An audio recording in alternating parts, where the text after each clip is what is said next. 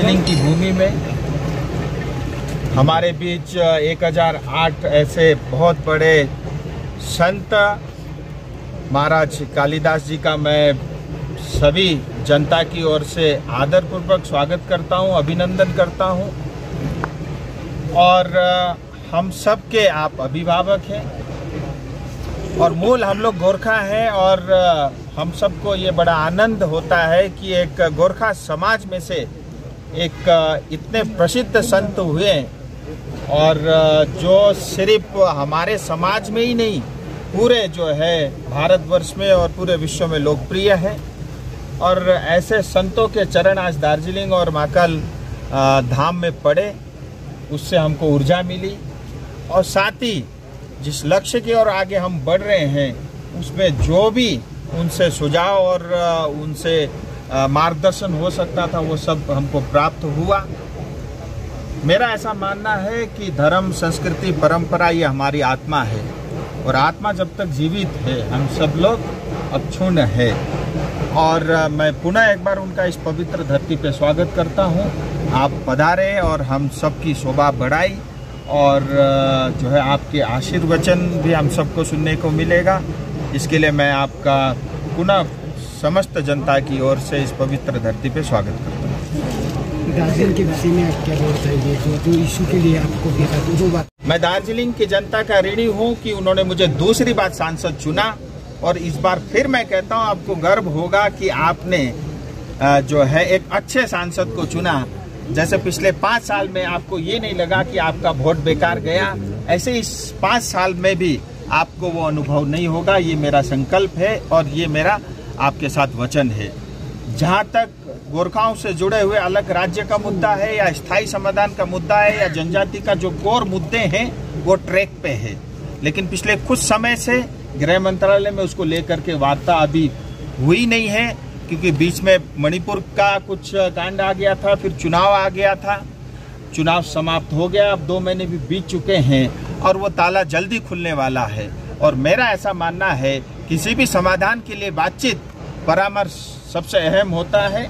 और इस बीच में मैं गृह मंत्री से भी मिला हूँ और जल्दी वार्ता की जो है प्रथा शुरू होगी और हम समाधान तक पहुँचेंगे।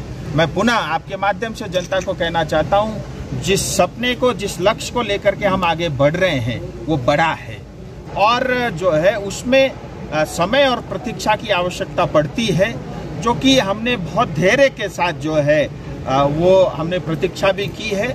और हमेशा हमारे लक्ष्य की प्राप्ति के लिए हमको केंद्र की सहायता की आवश्यकता पड़ी है और केंद्र चट्टान की तरह हमारे साथ खड़ा हुआ है, ये मैं आपको कहना चाहता हूँ। जैसे अभी तो आपका गठबंधन के साथी भी रुक चुके, जो भी थी वो ऐसा है कि देखिए हवा में क्या चल रहा है उसके माध्यम से परसेप्शन नहीं बन सकता।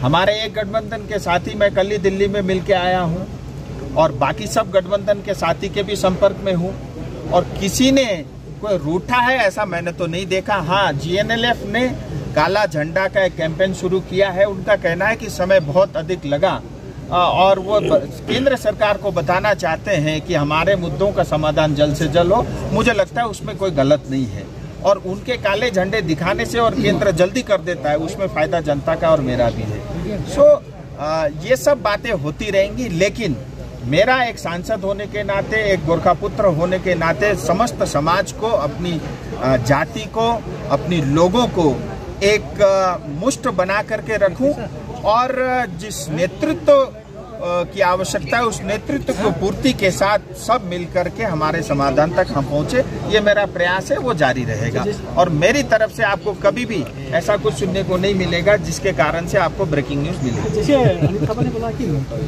26 के आगे जो डिलिमिटेशन हो रहा है उसमें 9 MLA वो लोग डिमांड करेंगे और 1 MP अलग। देखो, डिलिमिटेशन ना है और मैं कहता हूँ जो वो डिमांड कर रहे हैं और वो डिमांड की एक कॉपी मुझे भी दे, क्योंकि सबसे ज़्यादा उनकी सहायता मैं ही कर सकता हूँ। मेरा ऐसा मानना है कि जो पिछले दिनों 70 और 80 के दशक में जो हमारे साथ अन्याय हुआ वो इस बार न्याय होना चाहिए। और 9 होंगे कि 2 सांसद होंगे, 3 सांसद होंगे, अभी समय है।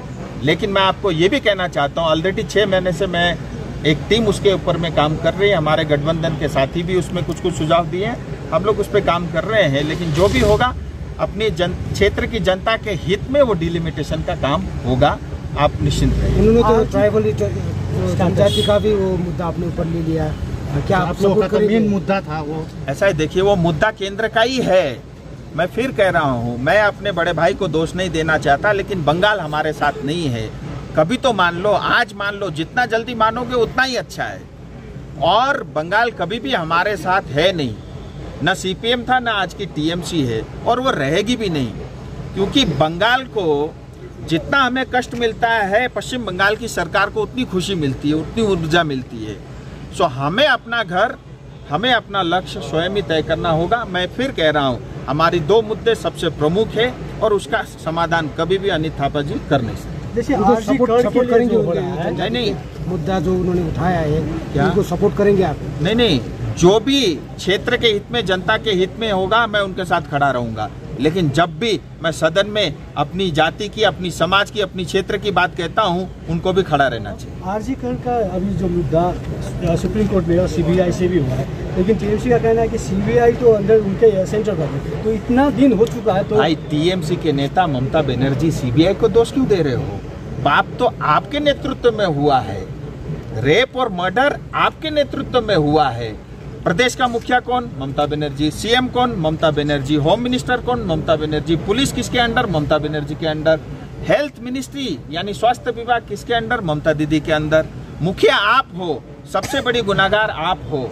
और उसके बाद जो घटनाक्रम घटना घटती है, उसके बाद जो क्राइम सीन को हटाया गया, 8000 गुंडों को भेजा गया, उसको तोड़ा गया, और उसके साथ ही जितने भी उस कांड से रिलेटेड सबूत थे, उस सब को नष्ट कर दिया गया। और आज आकर के छाती चौड़ा करके आप सीबीआई को दोष देते हो। इसका अर्थ ये है कि आपके डे 1 से आपके मन में खोट था, आप चाहते नहीं थे कि न्याय मिले।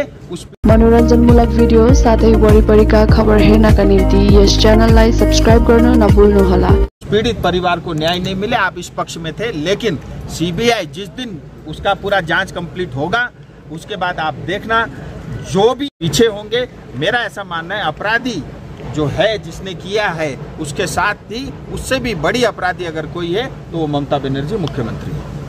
आरजी कर के विषय में जो बीजेपी ने देश भर जो प्रोटेस्ट किया, ये आरजी कर का घटना का प्रोटेस्ट आंदोलन ये बीजेपी का नहीं है, जनता का है, पूरे पश्चिम बंगाल की 10 करोड़ जनता का है, भारतवर्ष का है। एक जिम्मेदार पार्टी के होने, जिम्मेदार पॉलिटिकल पार्टी होने के नाते, पश्चिम बंगाल में एक जिम्मेदार विपक्ष पार्टी होने के नाते ये हमारा फर्ज है, हमारी बेटी के साथ जो अन्याय हुआ है उसकी आवाज हम बने।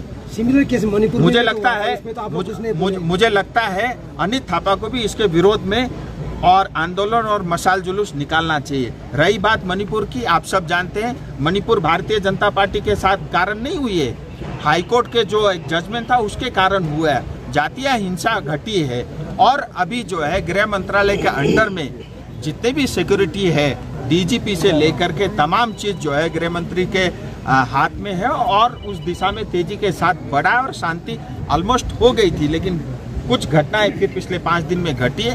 केंद्र सरकार पूरी तरह जो है अलर्ट है, और जब भी ऐसा लगेगा केंद्र को और हस्तक्षेप करने की आवश्यकता पड़ेगी, वो अवश्य करेगी। मणिपुरी क्यों, कश्मीर से कन्याकुमारी, कोहिमा से लेकर पूरा कच्छ तक भारत एक है, सब हमारा है। उसी तरह का केस तो दार्जिलिंग में भी बहुत हुआ, आपने एक बयान भी नहीं दिया। क्या चीज का? रेप का, मोलेस्टेशन का बहुत सारे केसेस आ रहे हैं। देखिए, किसी को तो ये धर्मगुरु भी उसमें शामिल है, उसको तो पुलिस ही अरेस्ट कर नहीं पा रहे हैं। नहीं, देखिए, मैं जो भी गलत होता हूँ सब में बोलता हूँ, या तो आपको स्पेसिफिक बताना पड़ेगा ये घटना के ऊपर आपने नहीं बोला।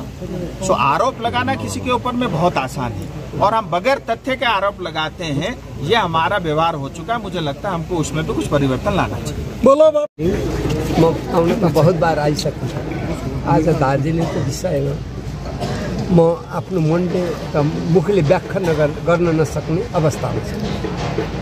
यहाँ जो स्वागत दार्जिलिङका जनता जनार्दनदेखि लिएर लोकप्रिय नेता, यहाँ हाम्रो member of parliament Raju Bisht सरदेखि लिएर त्रिवेणी धामका गुरु योगीजी महाराज सबै समितिद्वारा जस्तो सुस्वागत भयो, यो पवित्र पावन भूमि, देशमा सारा भारतवर्षको यसलाई के भनिन्छ रूप अफ दि वर्ल्ड संसारको मुकुट मानिन्छ दार्जिलिङ। यो मुकुटलाई यस्तो सभ्यता, पवित्रता, आनन्दता, यहाँ सनकादि 88,000 ऋषिहरूले यहाँ तप गरेको तपस्थली, कञ्चनजङ्घा उता गएर सबै टिस्टा नदीदेखि लिएर माउन्ट एभरेस्ट सगरमाथासम्मको यो एउटा लिङ्क छ। यो लिङ्क हिमाचल प्रदेशदेखि लिएर उत्तराखण्ड हिमालय क्षेत्र पवित्र पावन भूमि, यो धरती, यो दार्जिलिङको भूमि, यो धरतीमा आउँदा मलाई अति आनन्द लाग्यो, खुसी लाग्यो र यसमा कतिपय चिजहरू अब हामीले आउने समयमा यस्तो विकसित हुनुपर्दछ। लोकप्रिय नेता तपाईहरुले चुन्नु भएको छ राजु विष्ट सर, अहिले मेम्बर अफ पार्लिमेन्ट।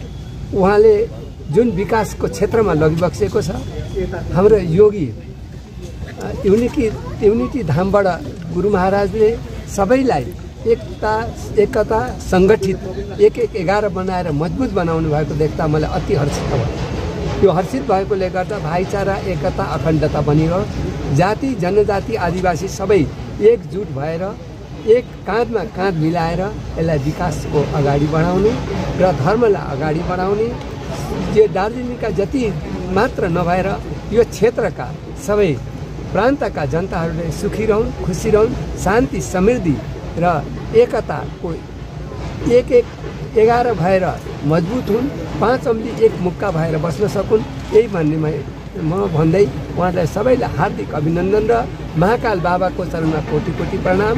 महाकाल बाबा सेवा समितिका सबै पदाधिकारीगण, युनिटी धामका पदाधिकारीगण र यहाँ आज आउनुभएका सबै जाति, जनजाति, आदिवासी र पत्रकार, मिडिया सबैलाई म हार्दिक मेरो तर्फबाट अभिनन्दन र प्रणाम गर्न चाहन्छु। म यति भन्दै सुख, शान्ति, समृद्धि बनिरहोस् र आउने दिन सबैको भागहरूको मुकुट यो बनेर जाओस् भन्ने कामना गर्दै म आजलाई यतिमा बिदा लिन चाहन्छु। जय हिन्द, जय भारत, धन्यवाद। कति दिन बस्नुहुन्छ यहाँ दार्जिलिङ? म मात्र एक रात उहाँ बाबाजीको निमन्त्रणामा, सरको निमन्त्रणामा आएको। और उहाँ बाबाजीका जो निमन्त्रणा स्वीकार गर्दै मेरा धेरै कार्यहरू छन्, यी कार्यहरूमा मैले आपस मैले जानु। मनोरञ्जनमूलक भिडियो साथै वरिपरिका खबर हेर्नका निम्ति यस च्यानललाई सब्स्क्राइब गर्न नभुल्नुहोला।